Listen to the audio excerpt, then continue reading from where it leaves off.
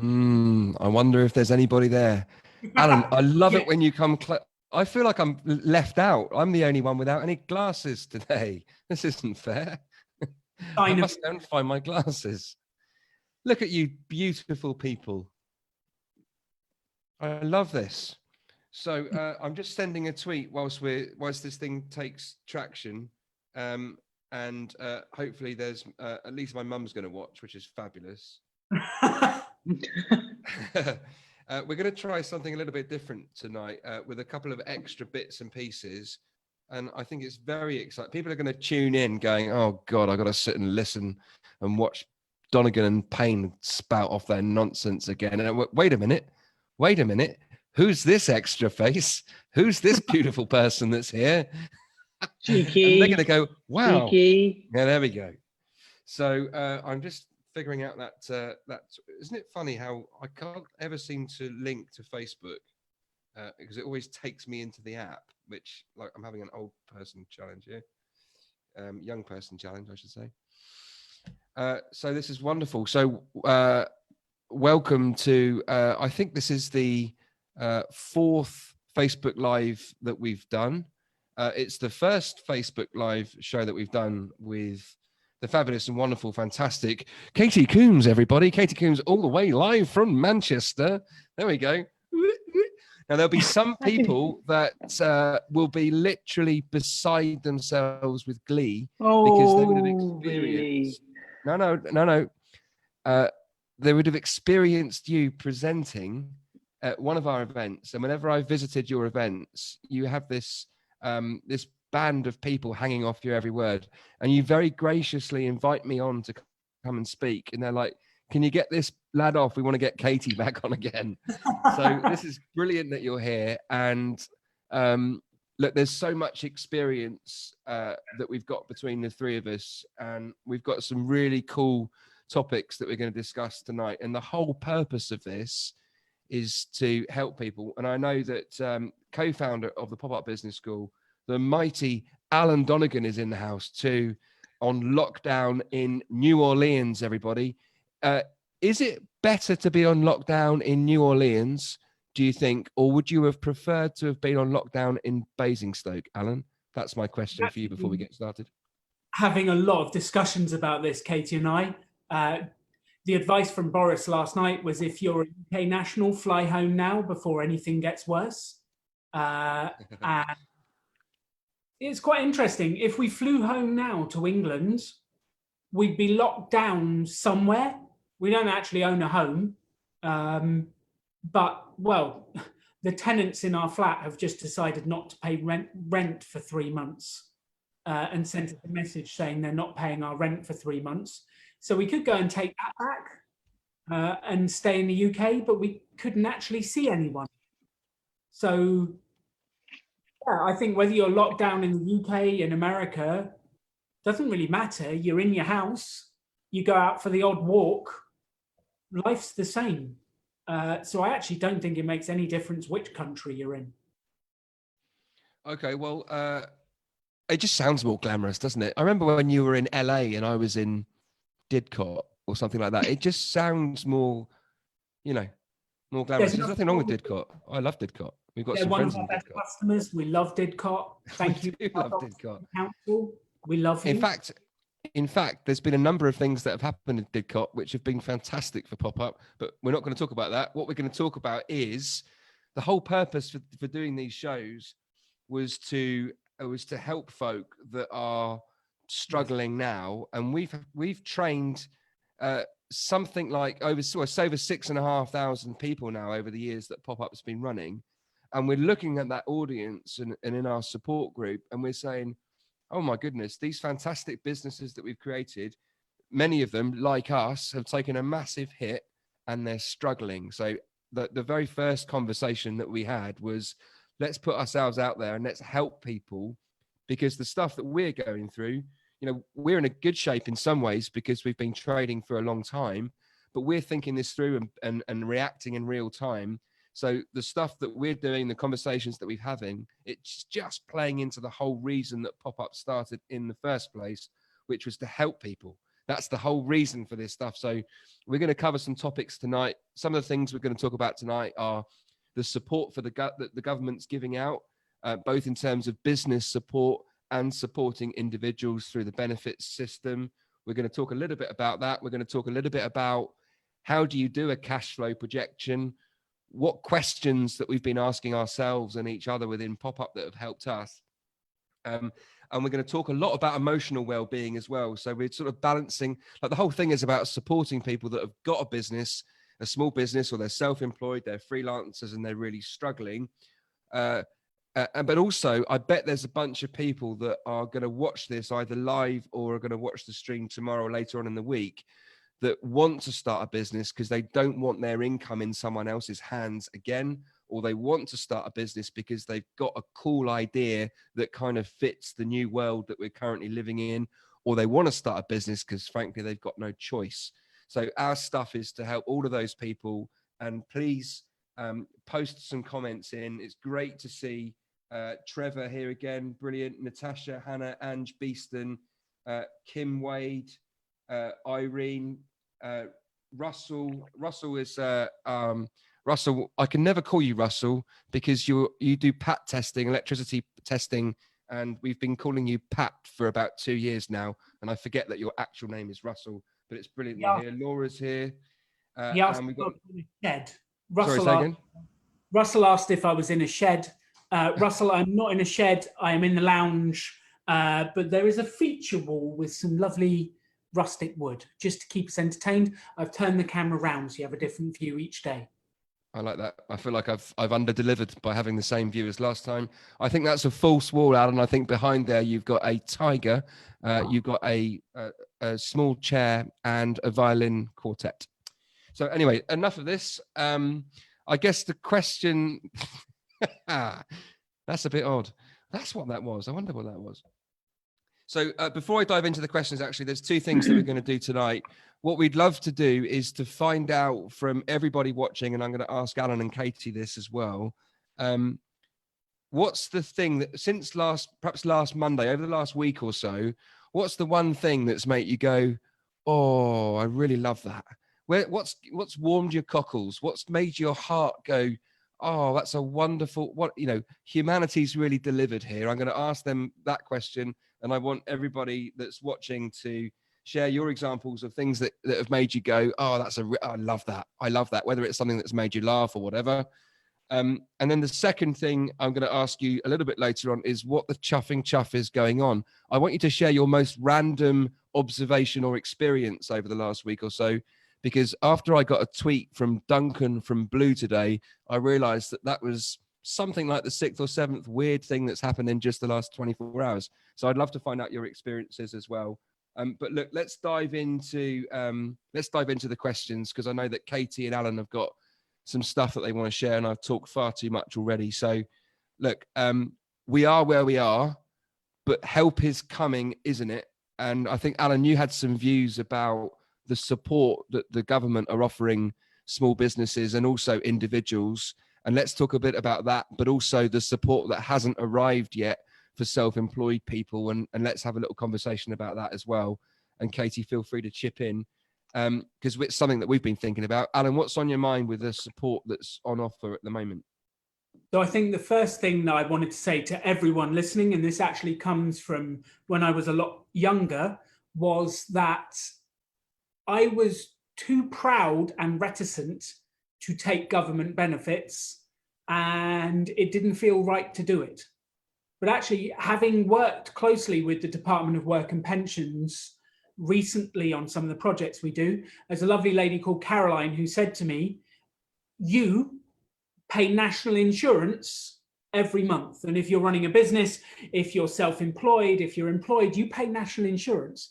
And that national insurance is designed to protect you in times of emergency, or if you lose your job or whatever it is, it's there to protect you. Take it.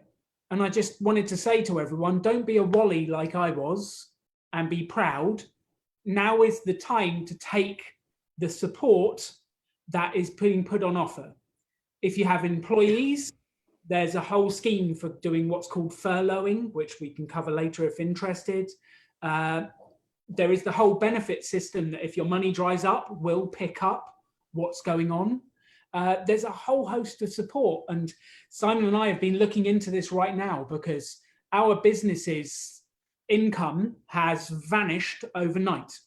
And I just wanted to say, don't be proud. We need to help each other through this. And that was the message I really wanted to start with. Cool. I think that with Alan saying that, I agree completely.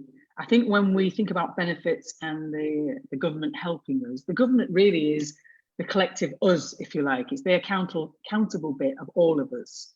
And at the moment, we've got what I would call very big government. They're in every bit of our lives. I mean, I was hanging on Boris's every word last night.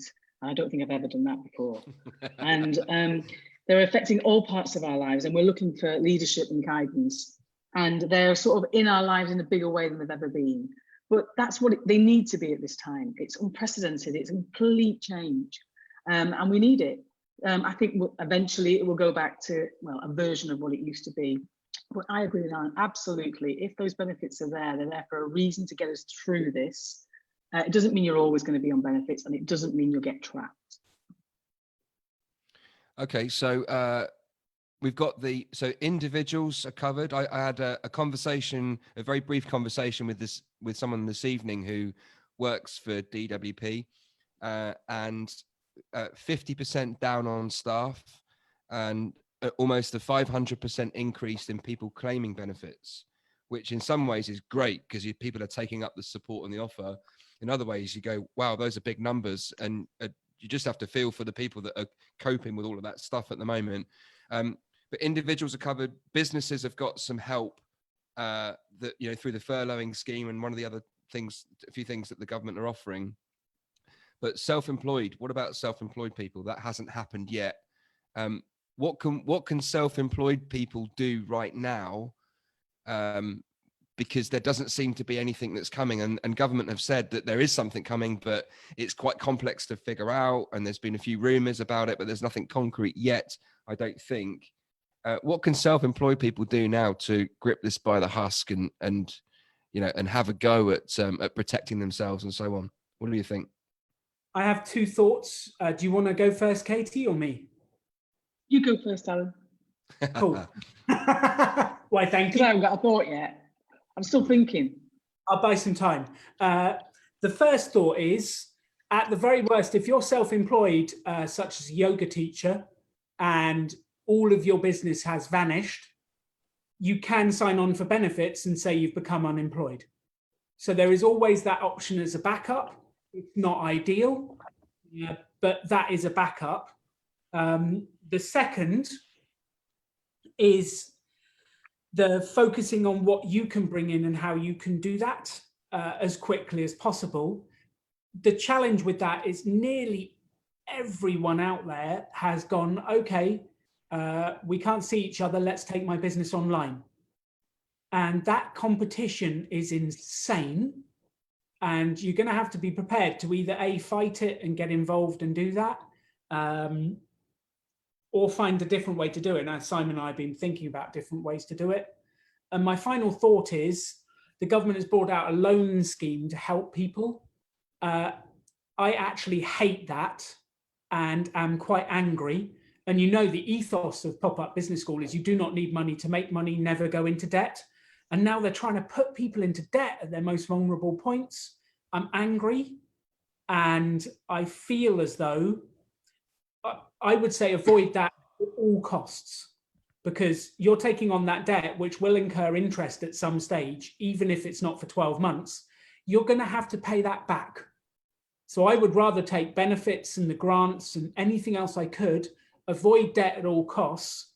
And in a way, those benefits and grants are putting the whole country into debt because we're all in it together, and it's going to have to be paid back by the whole population anyway. But as a small business owner, as a self-employed person, you should not be forced to take on debt because of this. That should be an absolute last resort. Do anything you can other than that. Yeah, I'm with you, obviously, Alan, about the debt. I'm annoyed about the debt as well, because people are desperate, and it depends on your sort of personal cash position. if you've got something in reserve to carry you through. But some people haven't. They're living from paycheck to paycheck, or they're in the sort of gig economy and it's drying up. There are jobs though. There are jobs. I mean, in the cooperative supermarket, maybe not be something you want to do. This is a personal decision, but there are service jobs available. So if the wolf's at the door and it's a difference between getting a loan or going out and earning, I know what I'd be doing. I'd go and get a job at the co-op and I'd go and earn rather than take a loan, because you've got to pay it back. It won't make you feel better in the long run. The other point that you made about the yoga teacher and the digital space, if you like, or whatever you want to call it, is busy. Yes, it is, but people are cutting through. I've just done my yoga class just before this call tonight. Now, I haven't been to that yoga class for 18 months. And when I got the email to say he was doing it online, I was like, oh, I've got all this time now. I've got no excuses. So I've just done an hour and a half and I've paid him. And I've paid for all the next 4 yoga classes in advance. And there were 30 people on that call. It's just a local yoga class. Normally there's about 12 in his class. And he's also opened up a new meditation class. And he informed us tonight he had 50 people signed up and paid. Normally there's about 4 or 5 in his meditation classes. So people are looking for stuff. Now this is yoga, and that's the kind of space that we're in. People look for calm and have got the time in their homes. So it fits perfectly, but I suppose it's ways in which your business can fit online. And I think if it can, it's worth giving it a go. Just because it's busy doesn't mean that you can't do it. And also if you've got relationships with people, we talk about know, like, and trust. If you've got those that know, like, and trust in your community already, then you're streets ahead of people. So yeah, give it a go if you can get online. And also, if you need the cash, get a job. It's hard. It's tough. I mean, it's tough love, but it's better than alone any day. Yes. Yeah, for sure.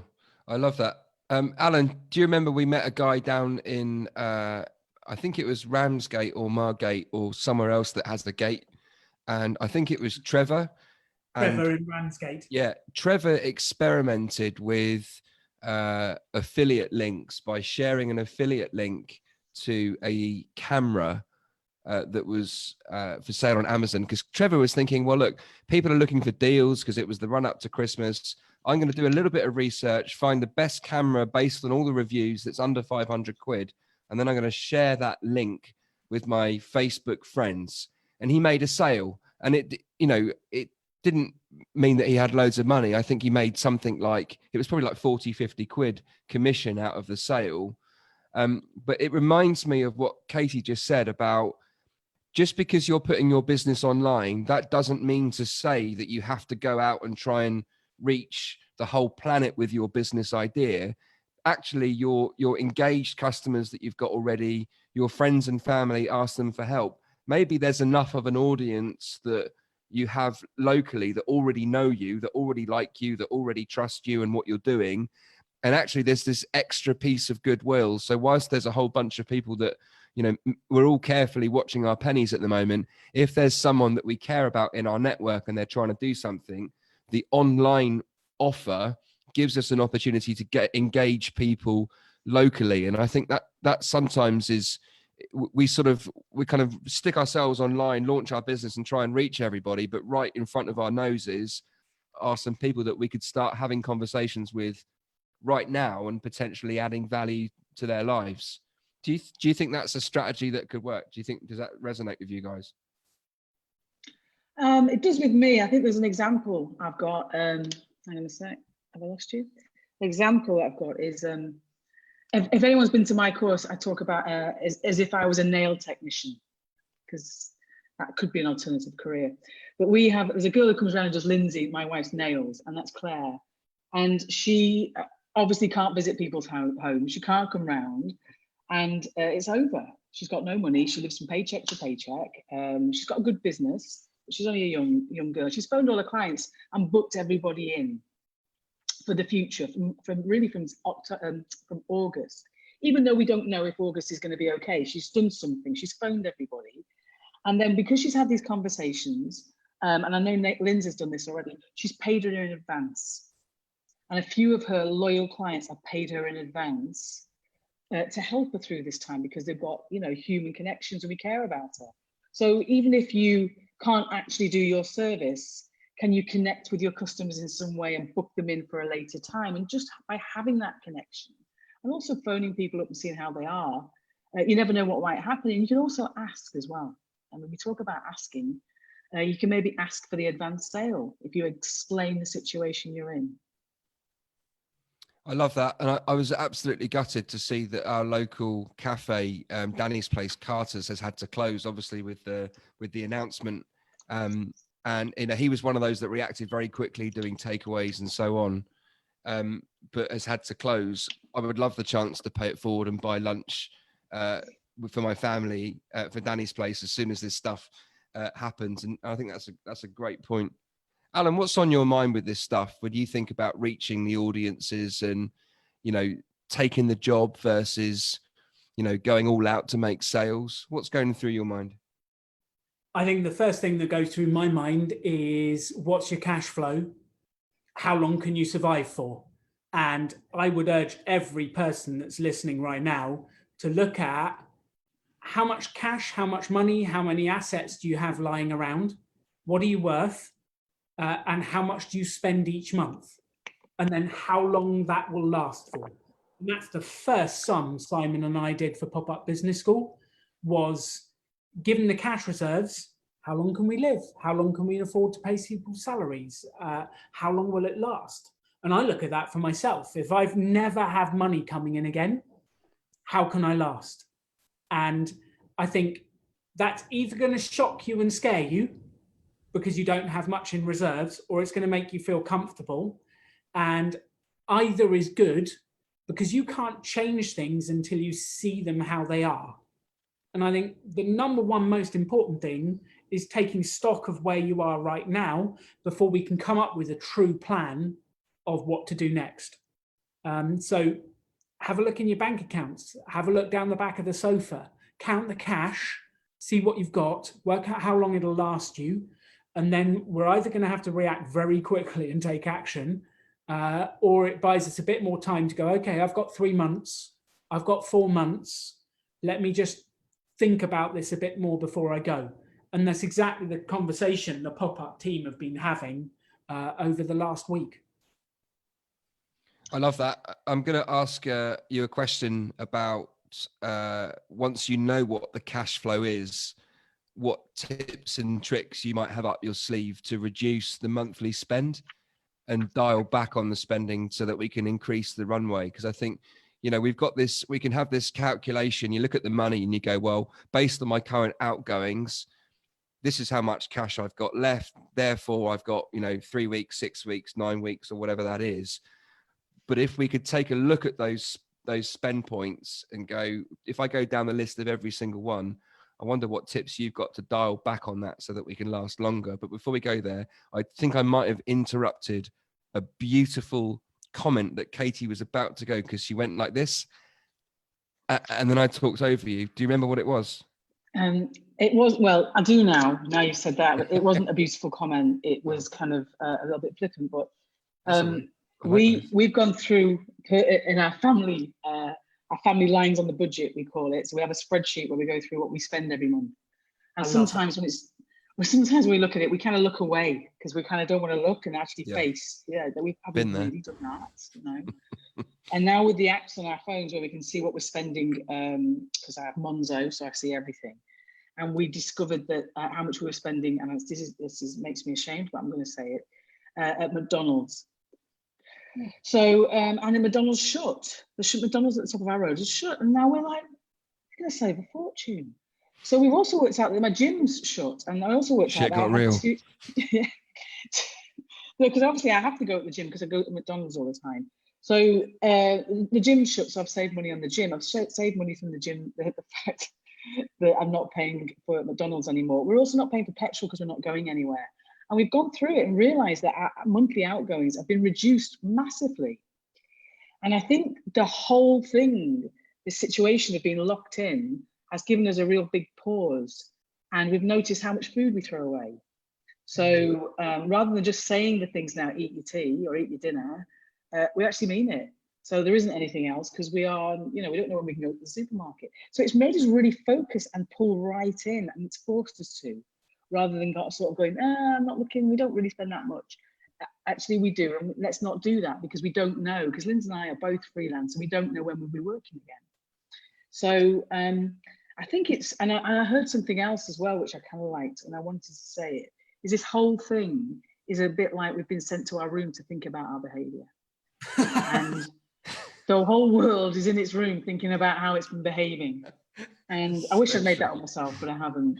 And actually, for me, it's really true, because it's made me really notice some of the things, and allowed me the last few days just to live a bit more intentionally and think about what I'm doing, rather than let sort of, you're just on this hamster wheel sometimes. It's all going on, you're spending, you're using your card, and now it's like, hang on a sec, what are we buying that for? We don't need that. So yeah, we've actually spent less money and eaten less food, and actually done more exercise in the last few days than any gym membership could ever give us.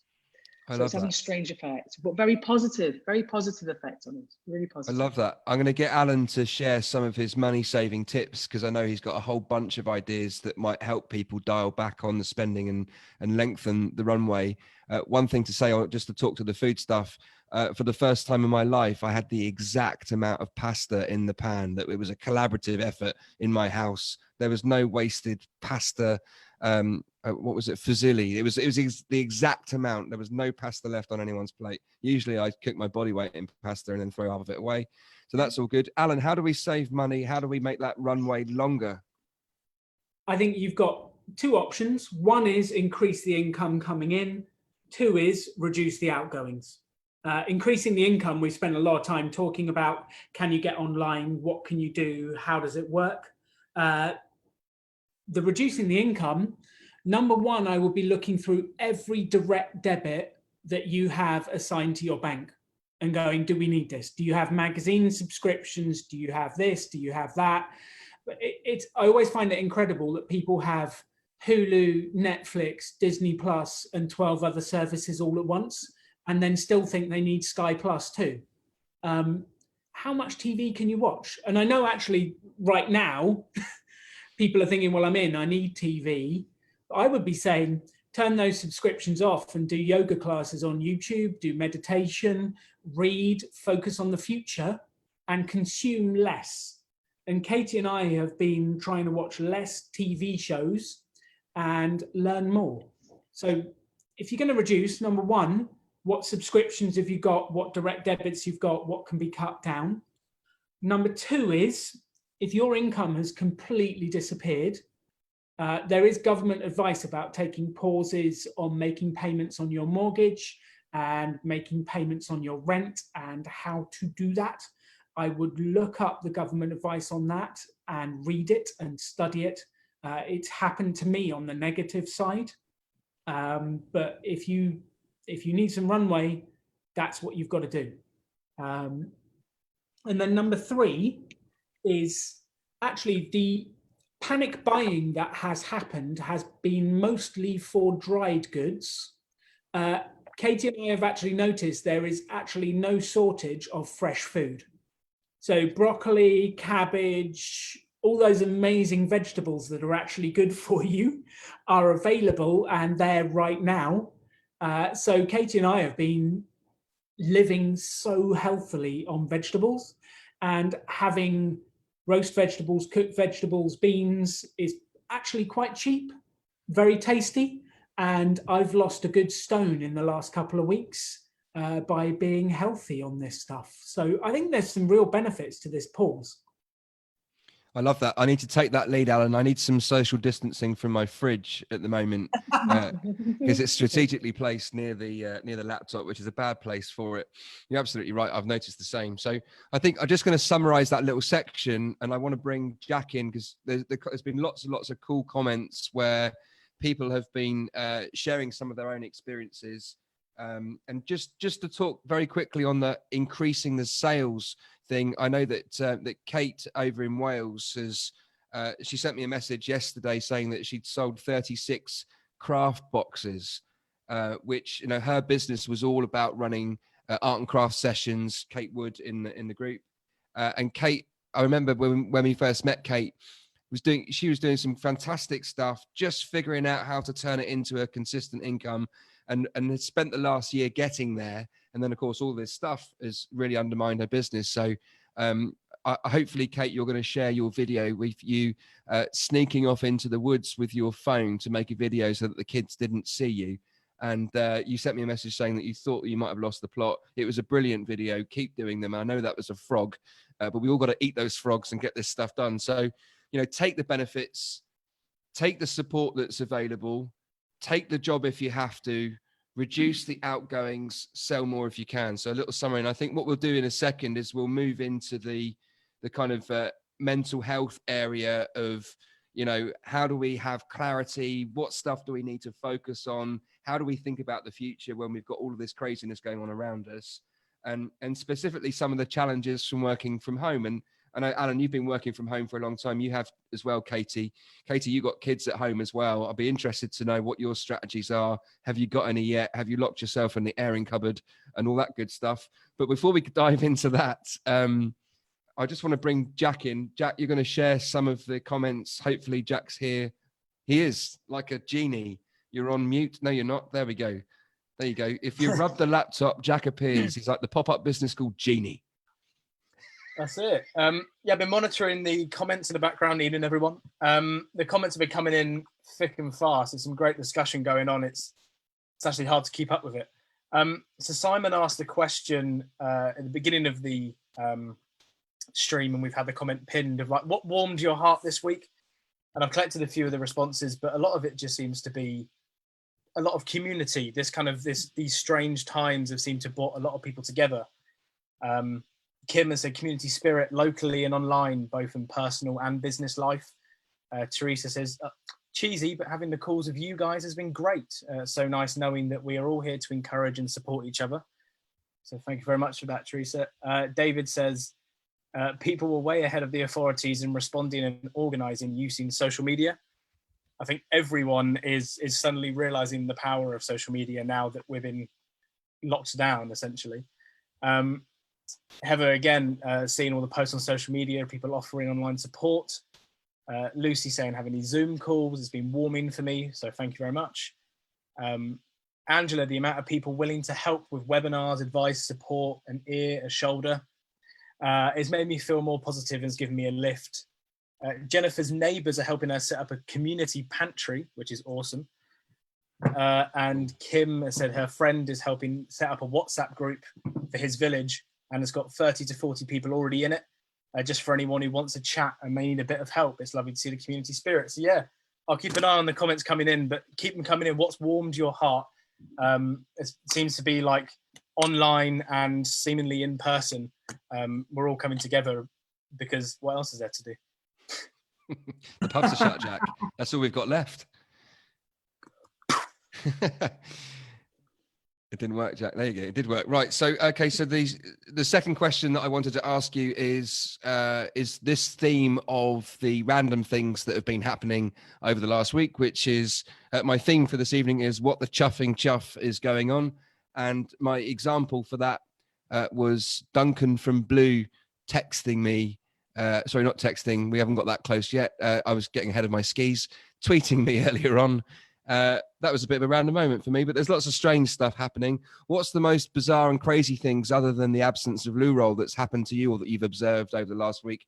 We'd love to hear your experiences of that. And before we get into this mental health arena, Alan, what random stuff has happened to you? What stuff have you seen and heard and observed and been part of since the craziness began?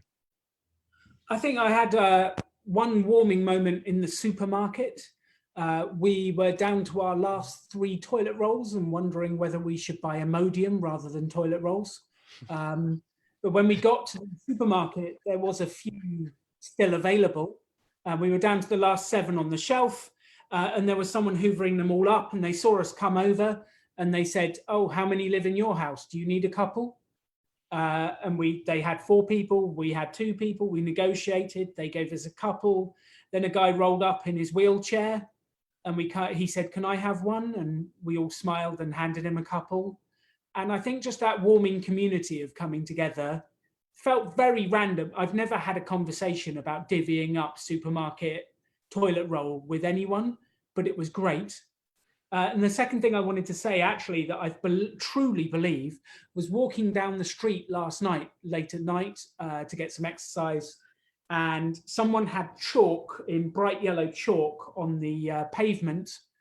"You have magic inside you." And I stopped, and I paused, and I thought, they're right. They're right.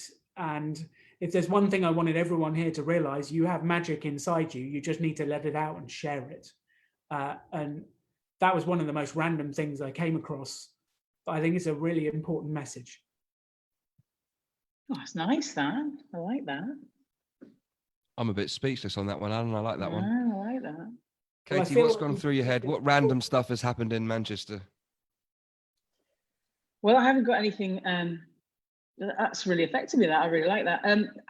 Ours was obviously the weather's been really good, and now that in itself, where I live in Manchester, for those who know, is kind of a weird thing. The weather's lovely. The sky is blue, and we're not allowed out. But we've been for we can go for our family walk, our exercise outdoors. So we all go out. We've got a forest near us, and we go to this. It's called the Ease. I don't know why it's called the Ease. I don't even know if that's a real name of it, but that's what we call it, the Ease. And we go there all the time with the dog. And we've been going, and we went today, and we've been doing the social distancing thing. So we've just gone as a family. So there's 4 of us and the dog. And then when we see people coming towards us, we move to the side. And at first it's a little bit awkward. And then we're like, kids, move to the side, don't stroke their dog, don't stroke their dog. So we're kind of doing all this. And what we noticed was that we started to, and everybody just smiled. So we said hello to everybody that we saw, because it was kind of busy, because everyone's got the same idea, go to the forest where it's nice. And we're just smiling at loads of people and saying hello to loads of people. So on that walk round, normally we wouldn't say hello or smile. We'd walk past them, probably closer, physically closer, but we're like moving away, acknowledging each other and smiling. And it was a lovely experience just to do something as simple as that. So I love that. Just connecting on that level. A smile is like, it's the universal language for kind of kindness, and it's acknowledging other people. We're all in this together a little bit, and it did feel that today. So it was lovely. Luckily, the virus COVID-19 isn't something you can catch from a smile. So you can smile at people, not safe in the knowledge that you're all going to be okay. As long as you are, Peter Crouch. Is it Peter Crouch? Way apart, 7 foot apart, or whatever it is. Alan, you won't know who Peter Crouch is. Do you know who Peter Crouch is? I know who Peter Crouch is. I'm actually from the 90s. So I remember that kind of aged football reference. I love it. Yes.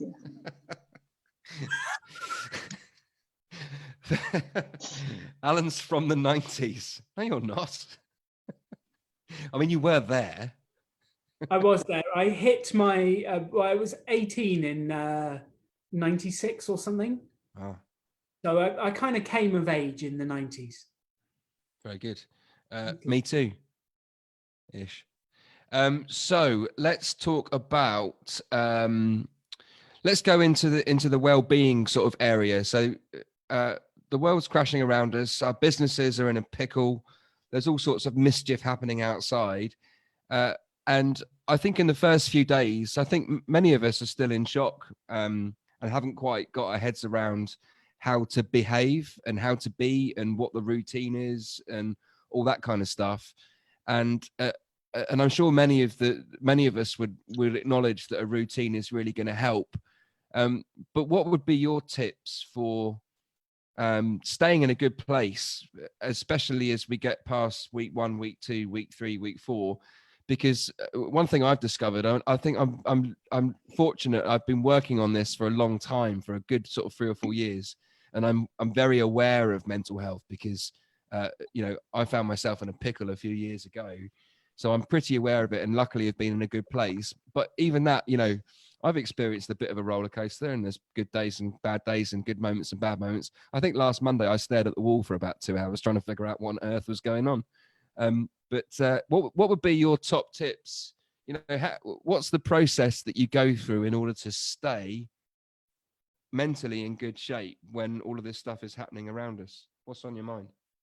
Should we go alternate tips, Casey? Okay.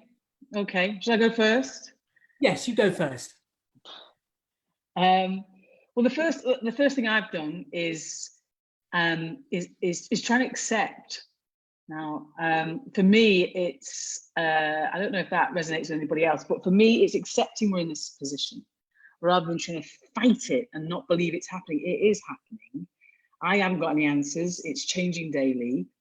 But if I accept it and then notice how I'm feeling. So if I want to change how I'm feeling, that's a separate thing. But I first of all have to accept how I'm feeling and notice how I'm feeling. So that's my start, really. Alan? I love that. I will build on that. My first little thought, Kez Hawkins said in the comments that she was born in the year I turned 18. So I think, first of all, don't read any comments from her. It will not help your happiness.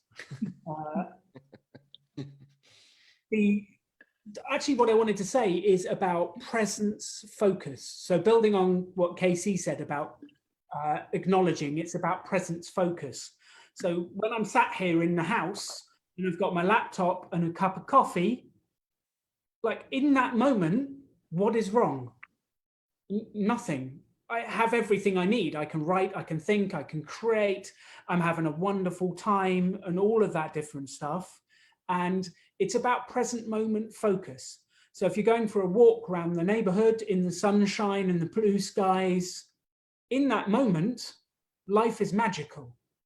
And actually, what I would recommend for all of us is for the next few weeks, we need to become more present, more in the moment, more right here, right now. So starting to be thinking about the future, but in the present moment. Like if you're in that present moment with a pad of paper and you're writing, if you're talking to people, I think that's an incredible tool to keep you feeling happy. I like that. Something that's been happening to me a little bit and which I have to draw myself back from. So I mentioned being aware and acknowledging how I feel is I keep forgetting. So a couple of days I've woke up, and I don't know if you've had this, and if you've ever experienced this after somebody's died, so it's kind of it's a grief thing. I think part of that is you wake up and for the first few moments you forgot, and then you remember, and it kind of hits you. So you wake up and he's like, oh God, the world's gone mad. It's never going to be the same again. And it all kind of accelerates for me. So I have to pull myself back. And so there's a thing that I've learned quite a bit on is this anchoring, and that's something I got from PopUp Business School, which is I focus on some details, some lovely details of my life. And that can be, as you said, like a cup of coffee or a hug from one of the kids or something real at that moment, just to bring me back to reality and the here and now and the fantastic things in my life. It doesn't mean I'm not going to face or deal with the stuff that's going to happen to me, or I'm not kind of aware that I've got lots of pressures about cash and what's going to happen, and health and the other things. I'm aware of those. I'm not pretending they're not there, but I am going to focus on the good stuff because that, again, it anchors me and centers me, because I keep forgetting as well. Maybe I'll just get used to it. I don't know. I love it. This is such a lovely piece of the conversation, and I think, you know, many of us know this stuff, but in the busyness and the craziness, we forget it, don't we? And I think hearing people's different approaches to this, I think it's certainly done it for me. It's just made me go, yes, the presence thing. That's the thing that I need to do more of. Or, you know, there's some things here that we've probably forgotten that actually, if we did a little bit more of it, it could make a huge difference on our well-being day to day.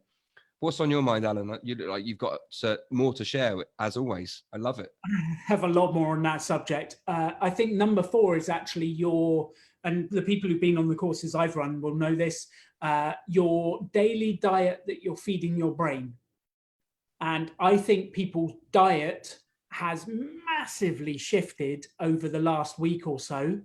And they're filling their brains with all sorts of media that they never would read, all sorts of shock videos, online stuff. They're at home all the time and they're filling their brain with a whole different diet. Of course, you're going to get different results. if you eat cheeseburgers every day, you're going to get fat. If you go to McDonald's every day, like KC does, you're going to get fat. So you've got to, you've got to change your diet. It will massively impact how you feel. And I know a couple of households that we're friends with that all they do is read, listen, watch about the virus. And there becomes a certain extent, well, that's unhealthy. If you maybe set yourself a timer, I'm going to spend 15 minutes a day reading from trusted sources. Or I'll look at the WHO, the World Health Organization, and my local council. Those are my two sources. Pick whatever you want, but narrow it down to 15 minutes and then spend the rest of the day filling your head with positive messages, learning, reading, focusing on other things. And I think if you're one who's feeling some of the anxiety and some of the stress, I would be looking about what you've done with your daily diet. I love that. You just reminded me, Alan, out of all of the people that we've met, the three of us over the years of running the PopUp Business School. So some 6,500 people have been through our courses in one way or another over those years. And if you take the people that we've met that are in the biggest pickle at the moment that they join us, for whatever reason, it just reminds me that every single one of those that are in a pickle because they're focusing on things that they can't control. And there's a whole bunch of stuff happening at the moment that we can't control. And I think one of the things that's helped me stay in a really good place since all of this stuff has been going on, most of the time I'm pumped, excited, looking forward to what we're about to do next and so on. It's because I've been focusing on the things that I can control.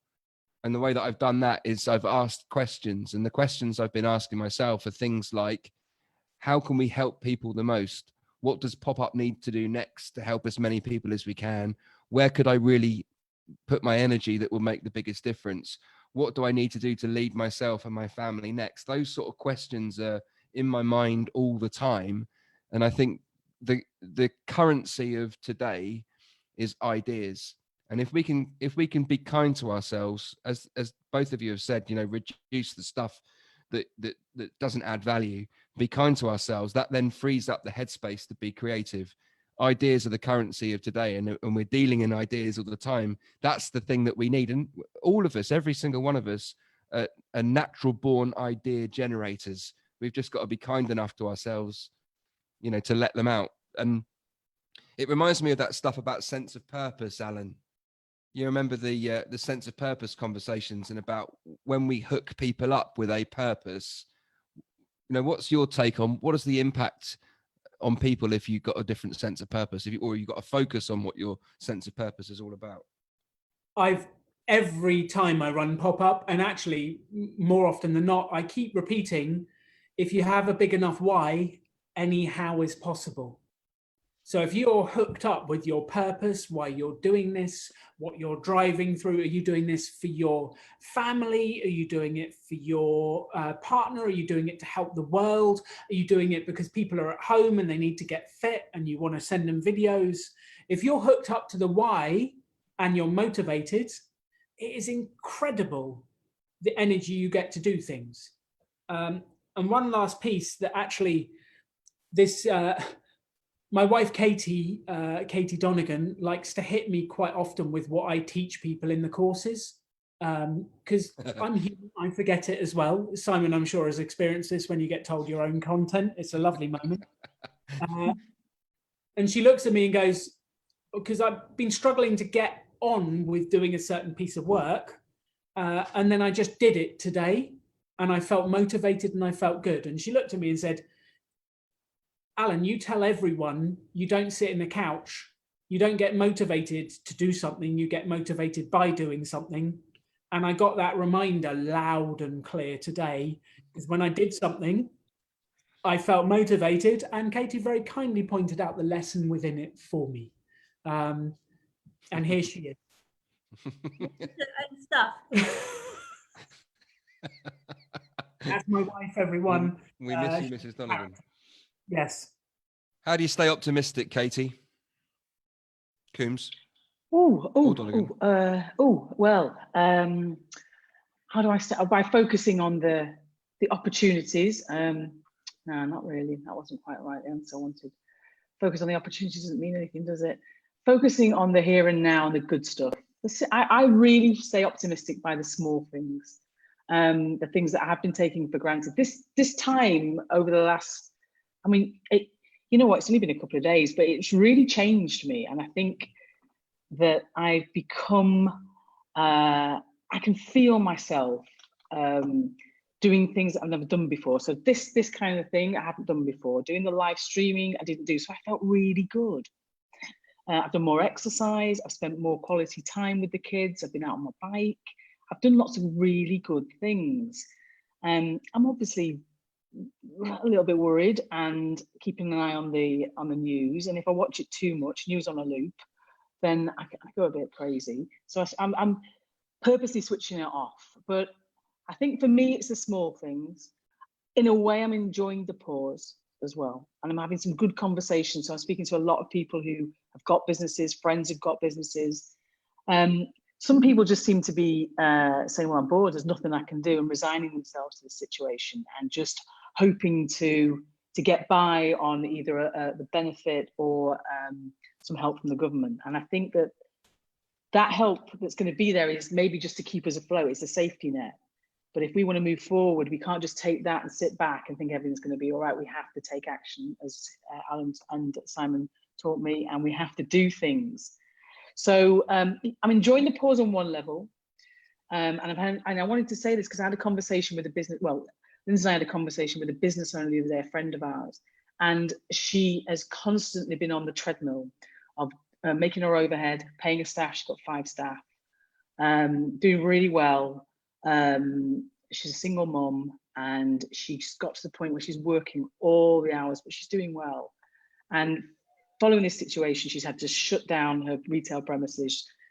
Staff she's going to put on that furlough situation and lay them off. And then she had a moment of clarity during this conversation, and she just said, I don't want to do this anymore. Having this business is not making me happy. And I kind of started on my own, and I've grown and grown and grown. So what is quite clear is this is not what I want to do. This is not how I want to live my life. And I thought that was absolutely amazing. Sometimes you need to get off to be able to see. You need to kind of helicopter out to have a look. And at that point, she had a look at her life and was like, I don't see my boyfriend. I don't see the kids. I'm at work all the time, and I'm trying to make this money all the time. So I'm going to stop. And I thought, well, it's just that pause that we're forced to have could actually change people's lives for the better. I'd love to add to that. I learned a new term today, running a piece of a podcast, which was actually called a zero velocity moment. And there's not very many zero velocity moments in your life. And you sometimes get them like after you finish school or college and you've got a blank summer, that's a zero velocity moment. You get fired, that's a zero velocity moment. And we've just all had one forced on us. And this is the moment to go, what's the life I want to build in the future? Where am I going? Where do I want to be? What do I actually want? Because if your business has died right now, you get the chance to reinvent yourself. And seeing this as an opportunity to create the next chapter in your life, I think is wise words, Katie Coombs, wise words. I love this. I'm going to bring Jack in very shortly because we've had some really interesting stuff that have been shared in the comments. I think Teresa's idea of choosing a theme song that when you get yourself into a crap moment, that song that you always play that triggers you into good stuff, that anchors into a fun moment. Mine's probably a Rage Against the Machine track, which is a strange one because I'm not sure that that's supposed to invoke good feelings, but it gets me going for sure. I'm sure Jack has got some better stuff to share. Let's get the pop-up magic lamp out. Alan, can you give it a rub and see if Jack appears again? We need to get ourselves a lamp. This is bizarre, isn't it? It actually worked. Can we get a lamp for the next one, please? And not your random water bottle. I've got a thumbs up. Oh my Lord. This Airbnb has the most random artwork I've ever seen in my life. Someone said in the comments they missed the horse lady behind me. I will bring that back the next one.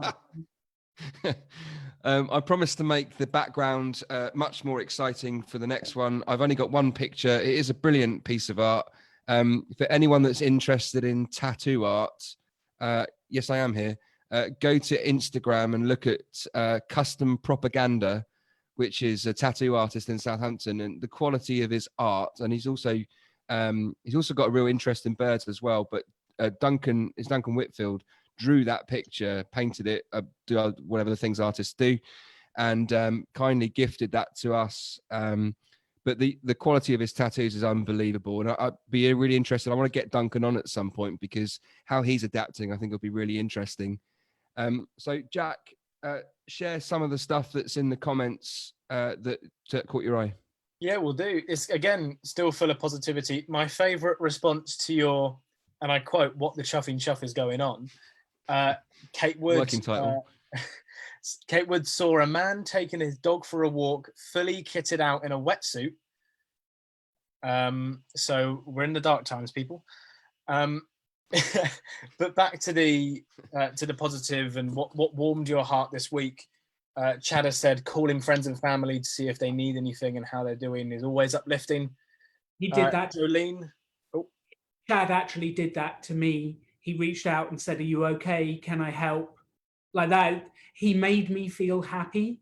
He spread happiness. He is actually doing that, and I'm so impressed. I think that's a genius idea. Love that. Jolene has said that having so many people offering free PE sessions, yoga, meditation, wonderful talks and free courses. Simon, I know you're loving Joe Wicks's PE sessions every morning. I can't sit on the loo because of what happened yesterday morning in that PE session. I'm in so much pain I can't even pick anything up. So I don't need toilet paper. I can't sit on the loo. My buns ache too much. Just thought I'd share that with everybody. That is reference to Joe Wick's morning PE sessions, everyone. Get your minds out the gutters. Jodie has said the little tiny free libraries in neighbourhoods being converted into tiny free food cabinets. Local corner shops are handing out single loo rolls from his last 2 packs for free. Corinne Card has said a kid's football coach has set up an online coaching for his local team this week. And so far, 34,000 people have signed up. Wow. That's amazing. So, the online reach, you can never know. Yeah. And who knows? That coach is going to have trouble selecting the team for when we're back playing again now. And then my final comment, which has seen a lot of love, I've seen in the comments, is a comment from Fran, who, in reference to your story earlier, Simon, she said, "I was the person Simon's talking about in a pickle. You guys changed my way of thinking, and I'm so glad to be on this journey with all of you and the pop-up classroom." So thank you very much, Fran. Thank you, Jack. Thank you for that. So look, it's 10 o'clock, everybody, and it's gone really quick tonight. And I don't know about you, but that's been a phenomenal conversation. I feel massively inspired and uplifted after some of the stuff that you've shared. And I can see a clear way forward. And the whole thing about these live streams and what we're about to do next at PopUp is trying to figure out what's the help that people need to hear. And I think we've heard some really practical things from everyone tonight. So please keep these comments going. I know we'll dive into the thread and start replying to some of them. Thank you, everybody, for contributing to the conversation. We're going to work on the next live stream. There will be another one this week. We just need to work out timings and who's available and when and all that kind of stuff. We had a working idea of 9 p.m. on Thursday, but we'll put something out in the group and on the page and so on. Thank you, Katie Coombs, Alan Donegan, Jack Aling, all of the random artifacts that are behind you, Alan in particular, that have played their part this evening. We've all learned something about each other tonight, I think, as well. Thank you very much, everybody. Please share this and tag people that you think would benefit from some uplift and some help with their business ideas and the pickle that we all find ourselves in right now. And we'll figure it all out together. Have a great evening, everybody. We'll see you again soon. Thank you. I'm off to do naked yoga. Goodbye. Oh no.